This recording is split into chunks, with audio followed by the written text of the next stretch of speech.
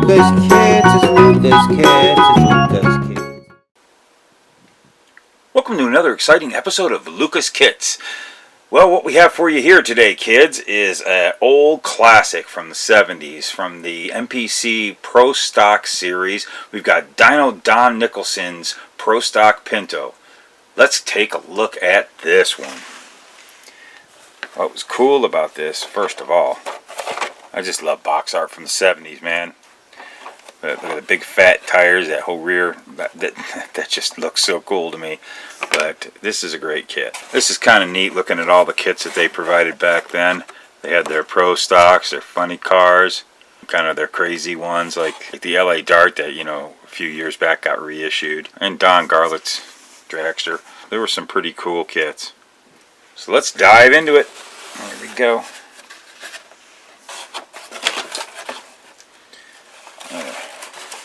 It's kind of rough in there. It's gone through some years of being taken out of the bags and all that, so everything's kind of fallen off of the trees, but I think we'll be able to look at everything. Let me get this out of the way.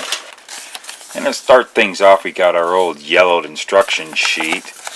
It shows the age of that. Look at that, kind of changing color. This must have been exposed to light more than the rest of it, but you know, typical of MPC instruction sheets from the day. Has a little synopsis on the vehicle, and pretty simple kit back then, but boy, they really were. It's got some really cool detail for the day.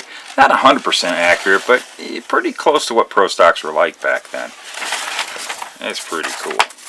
This thing's just got some neat looks, and yes, I did buy this to build, and I will build this. I want a Pro Stock Pinto in the worst way. Whether I do dynos or another one, I don't know. I do have actually 2 sets of decal sheets. I will show you in some episode the old decal sheets. They're pretty savable. Your white might be a little yellowed, but I think I could save these if I wanted to use these. But I'm not sure, but I'm pretty sure that there's an aftermarket company that makes the decals if I want to do Dyno's car, but I might want to do something different. I don't know, but I am going to build this kit. Start with the body.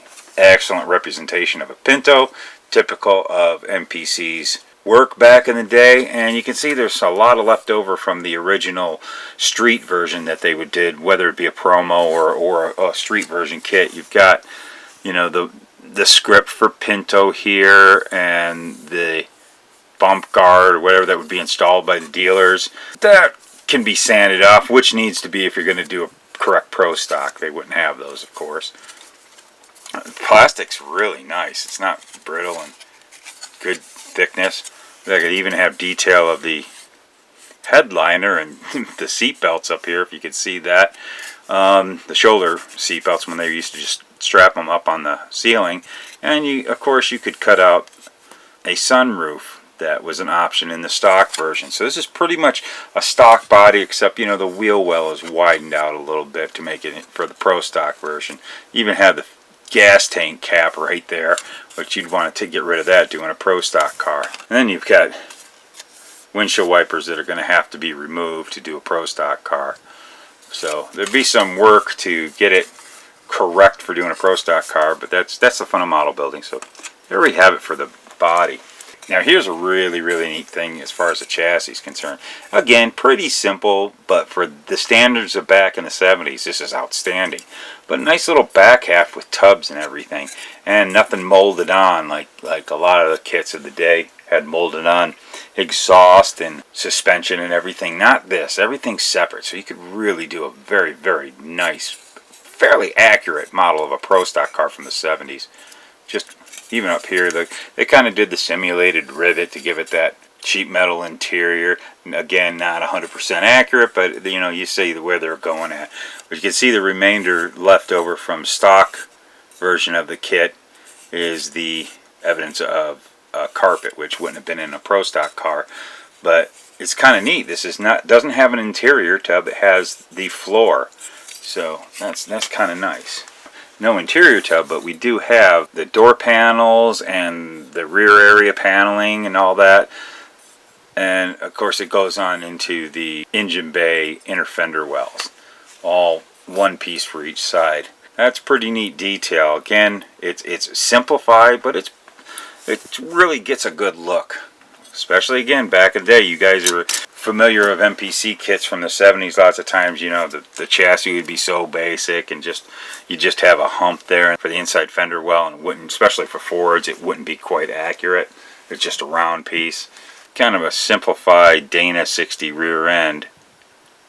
But I'm sure you could put that together and make it pretty nice. And look at that. You got disc brake calipers and some disc brakes. Again, very simple, but for back in the day, this is just really outstanding. Chrome Tree here has some really neat stuff. Has some outstanding Krager Super Trick type wheels represented really well. You got your Ford valve covers, and you know, it's close of how your intake manifold, your oil pan, everything like that. It's close. Pretty good for, again, back, you know, I keep saying back in the day, man, this kit is really ahead of its time. You've got your tail light bezels right here, chrome headlights, you know, we got to live with that. But you could go into your parts box, I'm sure, and find some clear, which is what I'll probably do. Nice bumper. This would have been like post 73, 72 when bumpers went to those big stemp bumpers because of the laws and 5 mile an hour impact. But yeah, that's a pretty neat Chrome Tree. And here in the bag I've got my clear. Previous owner was protecting it. So we've got side glass, windshield. There's a little bit, a couple of marks from tires laying on it, probably also in the rear window. And you can see in the rear glass here, I got the rear glass separate, but you know, because it's a Pro Stock race car, you had to have upped windows on the side, so that's what this model came with. Then you got your hood, open hole for the hood scoop and everything, and your firewall, front suspension. Again, a bit simplified, but pretty effective for the day. The rest of the pieces are all kind of like falling off the tree, but we got our roll cage, the two engine halves with a Lenco transmission. Very, very simplistic. Not a lot of detail in that area. But heads are very simple. You know, once you get it together, it has a good look to it. Red taillight lenses. It's got two racing seats. They're actually pretty good representation of racing seats of the day. I mentioned this in a video before of doing that Chevelle, the tires that I picked. Some of my favorite drag slicks from these old MPC kits. I just love these Goodyear drag slicks. They just got a really cool look, and when you dress them up, they look outstanding. Stock dashboard, pretty basic. It's pretty much right out of the street car. You know, Pro Stocks always had to have kind of a stock appearing dashboard, but not this much with a radio and everything in it. And all the knobs, you'd have to kind of clear all that away to make a good representation of the Pro Stock version. But, you know, you've got your dashboard. This one came with a stock wheel. I don't see any evidence of any racing wheel, but, you know, parts box.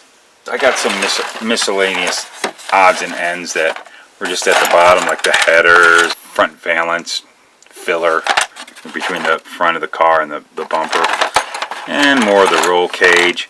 And I don't seem to have the hood scoop in here, but I know I do have the hood scoop because I took it out. I tried to make a mold for resin casting because I like that hood scoop to use in other Pro Stocks from the day, and I know I have it tucked away somewhere. Hopefully I'll find it. I know I didn't lose it.